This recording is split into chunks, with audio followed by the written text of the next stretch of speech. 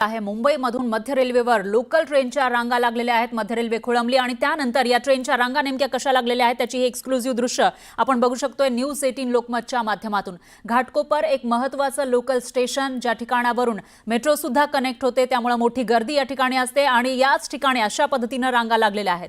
दरम्यान या विषयी अधिक माहितीसाठी आपले प्रतिनिधी सुमित सावंत हे आपल्या सोबत जोडले गेले आहेत। सुमित, काय सांगाल, आपण जी दृश्य आपल्याकडे आहे त्याच्यामध्ये रेल्वेच्या रांगा ज्या पद्धतीने ट्रॅफिक जाम होतं रोड वर तशाच रांगा आपल्याला या ट्रॅकवर दिसताय। सध्याची काय स्थिती आहे, कशामुळे या रांगा लागल्यात? सुमित, माझा आवाज येतोय? सुमित यांच्यापर्यंत आपला आवाज पोहोचू शकत नाहीये, मात्र ही दृश्य आपण बघू शकतोय।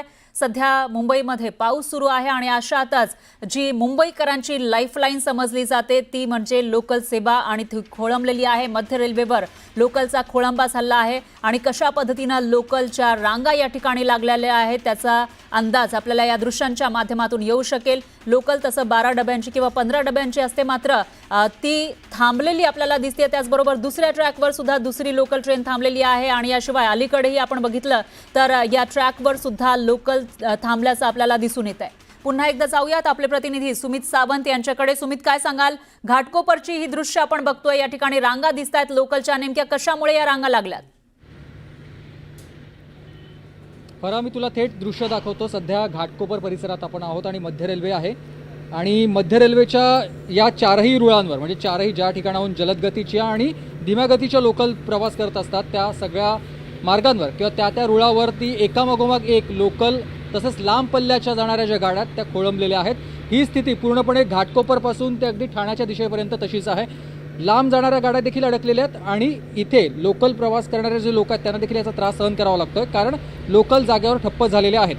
मुसळधार पाऊस झाला त्यामुळे सखल भागामध्ये पाणी साचलेलं होतं या परिसरात, म्हणजे अगदी नाहूर, भांडूप त्या परिसरात, त्याचबरोबर पुढे सायन या सगळ्या परिसरामध्ये पाणी रुळावरती आलेलं होतं आणि त्यामुळे आता लोकल पुढे प्रवास करू शकत नाही आहेत, म्हणून एकामागोमाग एक लोकल सध्या थांबवण्यात आलेल्या आहेत आणि म्हणूनच प्रवाशांना पुन्हा लोकलमधून उतरून थेट चालत रुळावरूनच प्रवास करावा लागतोय। मध्य रेल्वे सध्या ठाण्याहून मुंबईच्या दिशेने जाणारी सगळीच लोकल सेवा पूर्णपणे ठप्प झालेली आहे। इतर सेवा देखील आता त्यामुळे पूर्णपणे बाधित झालेली आहे। त्यामुळे मुंबईकरांनी, चाकरमान्यांनी अगदी या सगळ्याची माहिती घेऊनच बाहेर पडणं गरजेचं आहे, कारण सध्या रुळावरून देखील आपण काही प्रवासी प्रवास करताना बघतोय, कारण लोकल मध्येच बंद पडल्यामुळेच आता एका ठिकाणी म्हणजे अगदी फलाटापर्यंत देखील लोकल जात नाही आहेत, तिथेच थांबवण्यात आलेले आहेत। त्यामुळे लोक आता रुळावर उतरून आपापल्या निश्चित स्थळी जायला निघालेले आहेत। ही परिस्थिती संपूर्ण मध्य रेल्वेच्या घाटकोपर ते ठाणे स्थानकांदरम्यान आहेत। प्रत्येक ठिकाणी अशाच पद्धतीनं लोकल थांबवण्यात आलेल्या आहेत। मला जलद लांब पल्ल्याच्या गाड्या देखील अशाच थांबलेल्या आहेत। त्याचा सगळा फटका हा चाकरमान्यांना बसतोय। मुसळधार पाऊस सुरू होता आणि त्यामुळे सखल भागांमध्ये पाणी साचलेलं होतं। सध्या पावसानं उसंत घेतली आहे, पाऊस थोडा थांबलेला आहे, मात्र पाण्याचा निचरा पूर्णपणे झालेला नाही आहे आणि त्याचाच परिणाम लोकल सेवेवर झाला आहे। मुंबईची जीवनवाहिनी म्हणून ज्याला आपण ओळखतो ती लोकल सेवा पूर्णपणे ठप्प झालेली आहे। या संपूर्ण पावसाळ्यामध्ये ही पहिली अशी वेळ आहे ज्यावेळेला लोकल सेवा पूर्णपणे ठप्प झाली आहे। अद्यापही पाण्याचा निचरा झालेला नाही आणि जोपर्यंत पूर्णपणे पाण्याचा निचरा होत नाही तोपर्यंत लोकल सेवा सुरू होणार नाही अशी माहिती देखील प्रशासनाकडून दिली जाते। बरोबर आहे सुमित, मात्र जे सूचना येत आहेत आपल्याला स्टेशनमध्ये सूचना काही ऐकू येत असतील त्याच्यामध्ये याविषयी काही माहिती दिली जाते का? कधीपर्यंत ही लोकल सुरळीत होईल किंवा लांब पल्ल्याच्या गाड्याही अडकल्याचं तुम्ही सांगताय?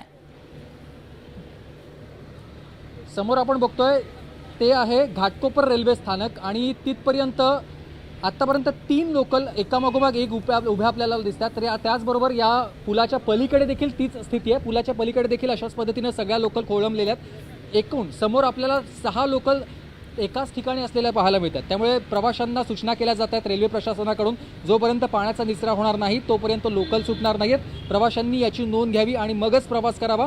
तर दुसऱ्या बाजूला महानगरपालिकेकडून या सगळ्या प्रवाशांसाठी खाण्यापिण्याची व्यवस्था केली जाते, कारण गेले कित्येक तास लोक फलाटावर थांबलेले आहेत, त्या स्टेशनवर थांबलेले आहेत आपल्या निश्चित स्थळी जाण्यासाठी। पुन्हा लोकल कधी सुरू होईल याची वाट सध्या हे चाकरमानी बघतात।